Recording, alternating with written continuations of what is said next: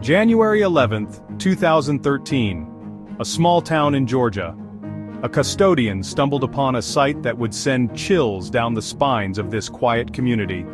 The body found in the mat belonged to Kendrick Johnson, a well-liked 17-year-old student.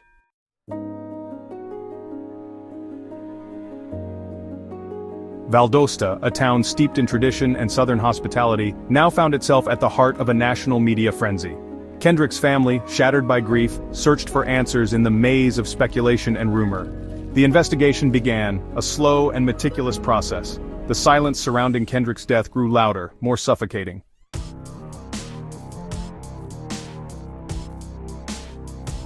The mystery deepened. The official explanation, a freak accident, rang hollow in the ears of many. How could a young man so full of life simply disappear into a rolled-up gym mat? And why? The search for truth has just begun.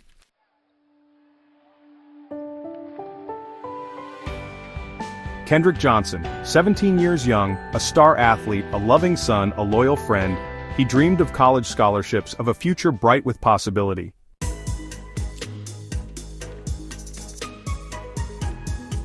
January 10, 2013. KJ was last seen heading towards the old gymnasium. Hours ticked by. The final bell rang, signaling the end of the school day. But KJ was nowhere to be found.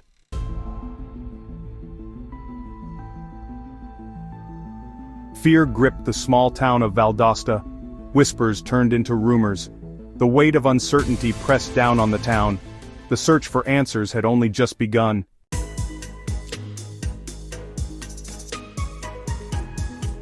Two days of frantic searching, of fading hope, of mounting dread. Kendrick Johnson's body had been found.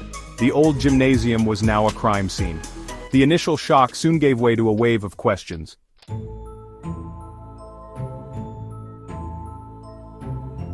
The autopsy report only deepened the mystery. The official cause of death, positional asphyxiation. Controversy erupted. The missing organs, the seemingly impossible position of Kendrick's body, all coalesced into a cloud of suspicion.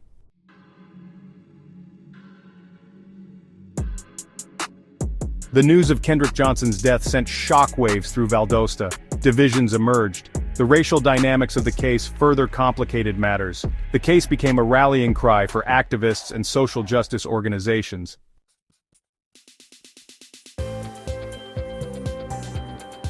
At the heart of the storm stood the Johnson family. Their quest for justice became a relentless pursuit. They faced skepticism, hostility, and even threats. Their fight for justice became a beacon of hope for others.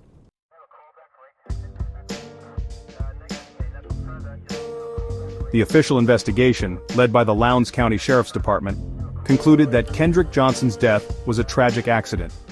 Their findings, presented with an air of finality, painted a stark and unsettling picture.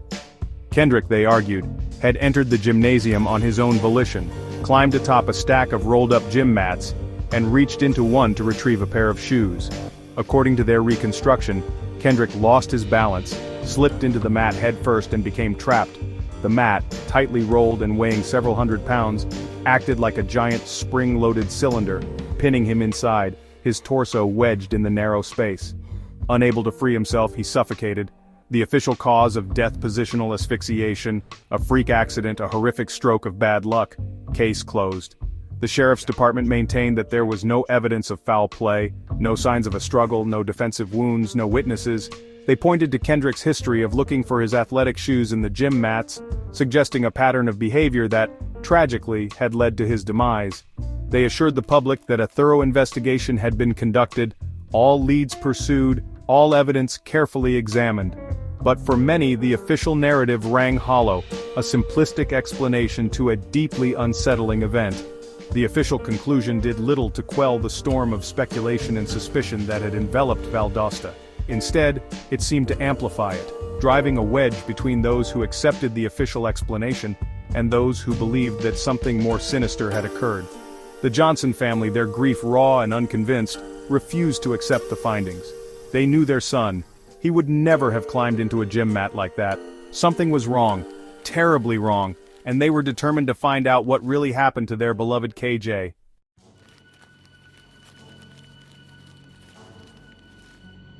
From the outset, a cloud of suspicion hung over the investigation. The circumstances of Kendrick's death were too bizarre to be easily dismissed as a freak accident. Questions swirled like dust motes in the sunbeams through the gym's high windows. How could a 17-year-old athlete become so irretrievably stuck in a gym mat? Why were his shoes found neatly placed beside the mat, as if placed there deliberately? And why did the scene, as captured in the initial photographs, seem staged? The official explanation relied heavily on the assumption that Kendrick had been alone in the gym.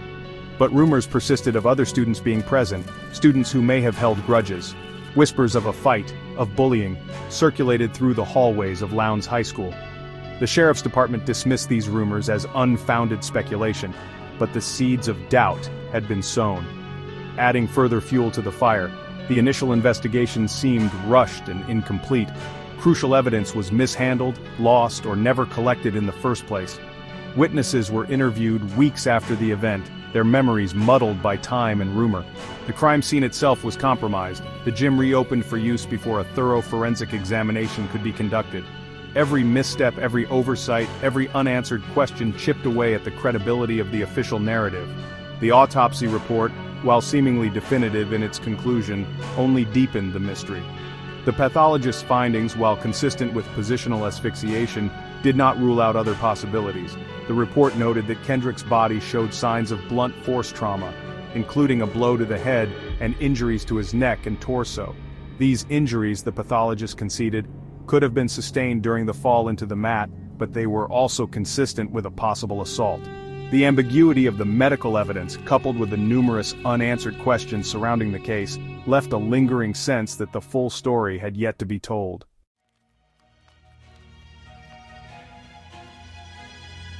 As the initial shock of Kendrick Johnson's death subsided, unanswered questions and conflicting evidence took center stage. The official narrative was riddled with holes and troubling omissions. The Johnson family found the case increasingly suspicious. One glaring inconsistency was Kendrick's body position inside the mat. Experts argued it was physically impossible for him to maneuver into that position. The autopsy revealed Kendrick's organs were missing, replaced with newspapers. The Johnson family found this explanation dubious. They questioned why the organs were removed if the death was accidental. The newspapers used to replace the organs were dated weeks after the autopsy. Witness testimony was also mishandled, raising red flags. The Johnson family argued witnesses were intimidated or silenced. Their pursuit of justice became a relentless battle against silence and obfuscation. They filed lawsuits, seeking a federal investigation. They faced resistance, denials, and a lack of transparency. The more they fought, the more convinced they became that someone was determined to keep the truth hidden.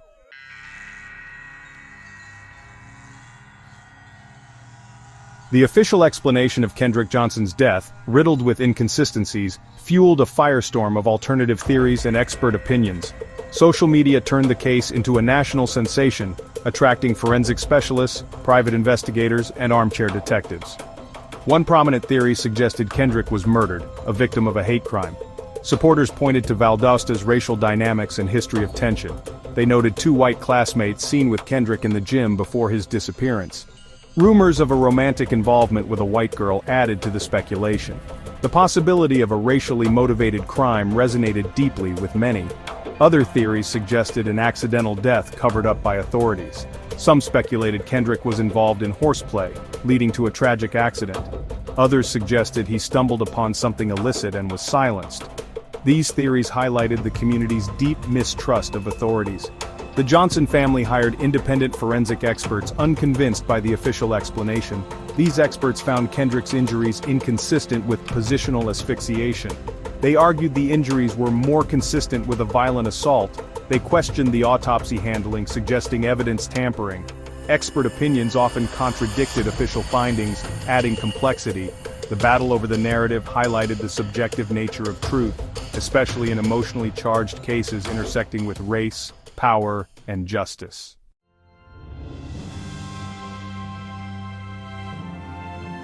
The death of Kendrick Johnson became a rallying cry, echoing far beyond the borders of Valdosta. The image of the 17-year-old, his smiling face beaming from missing person posters turned memorial flyers, became a symbol of a justice system seemingly gone astray, a stark reminder of the vulnerability of young black men in a society grappling with racial inequality. The movement for Kendrick was more than just a local plea for answers. it evolved into a national conversation about race, power, and accountability. Social media became a digital battleground, hashtags like #Justice4KJ trending nationwide, amplifying the voices of those demanding transparency and a thorough investigation into the circumstances surrounding Kendrick's death. Celebrities, activists, and community leaders joined the chorus, lending their platforms to the Johnson family's fight for justice. Rallies and marches, some drawing thousands of supporters, took place not only in Valdosta, but also in major cities across the country. The case became a touchstone for a generation increasingly aware of and vocal about racial disparities in law enforcement and the justice system. The community of Valdosta, once a picture of Southern tranquility, found itself thrust into the national spotlight, its divisions laid bare. Tensions simmered as accusations flew, friendships fractured along lines of belief, and the town grappled with the weight of its own unspoken truths. Yet, amidst the turmoil, the fight for Kendrick became a testament to the power of collective action. Strangers from all walks of life, united by a shared sense of injustice, rallied around the Johnson family, offering support, raising funds, and demanding accountability from those in power. The movement, fueled by grief and outrage, became a beacon of hope, a testament to the enduring human spirit in the face of tragedy and systemic barriers.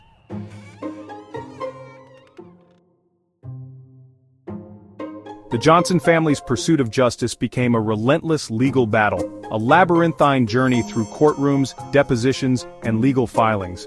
Armed with a team of lawyers and driven by an unwavering belief in their son's innocence, they challenged the official narrative, demanding answers, accountability, and a re-examination of the evidence.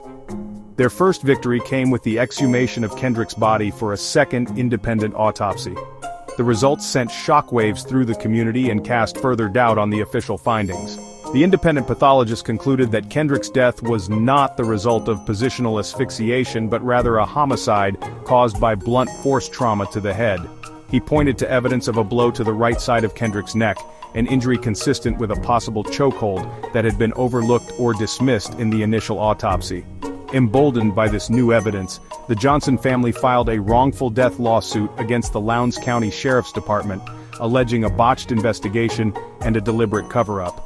They accused the authorities of ignoring crucial evidence, intimidating witnesses, and protecting those responsible for Kendrick's death.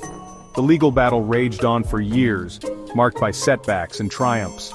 The Johnson family faced fierce opposition from the authorities, who defended their investigation and maintained that Kendrick's death was a tragic accident. The case became a legal quagmire, bogged down in motions, counter-motions, and appeals. Despite the obstacles, the Johnson family persevered, their determination fueled by their love for Kendrick and their unwavering belief that the truth would eventually prevail.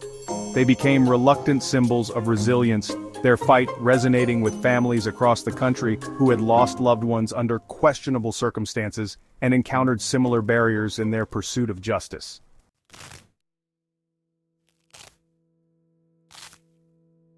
Years after Kendrick Johnson's lifeless body was discovered in that rolled-up gym mat, the case remains shrouded in mystery, a chilling reminder of the elusive nature of truth and the profound impact of unresolved grief.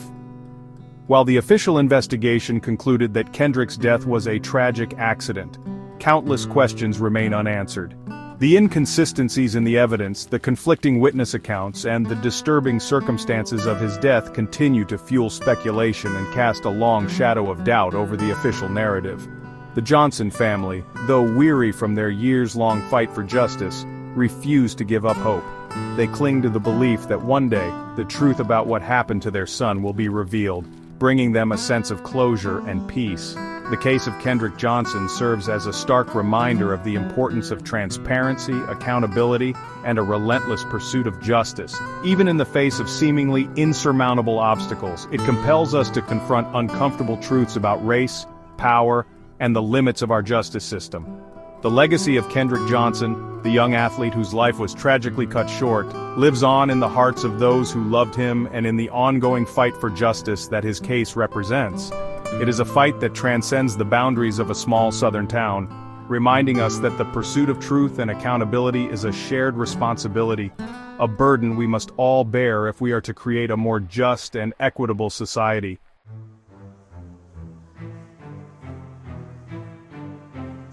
The halls of Lowndes High School still echo with the laughter Kendrick Johnson once shared with his friends, but the memory of his vibrant spirit is forever intertwined with the chilling image of his lifeless body, lost in the folds of a gym mat. The mystery of his death continues to haunt the small town of Valdosta, a constant reminder of the fragility of life and the elusive nature of truth. Did Kendrick Johnson meet his fate through a tragic accident, a cruel twist of fate that defies logic yet remains within the realm of possibility?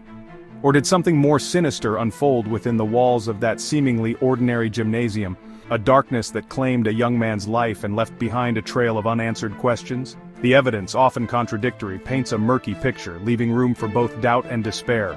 The Johnson family, their hearts heavy with grief and their resolve hardened by years of relentless pursuit, refuse to let Kendrick's memory fade into the annals of unsolved cases.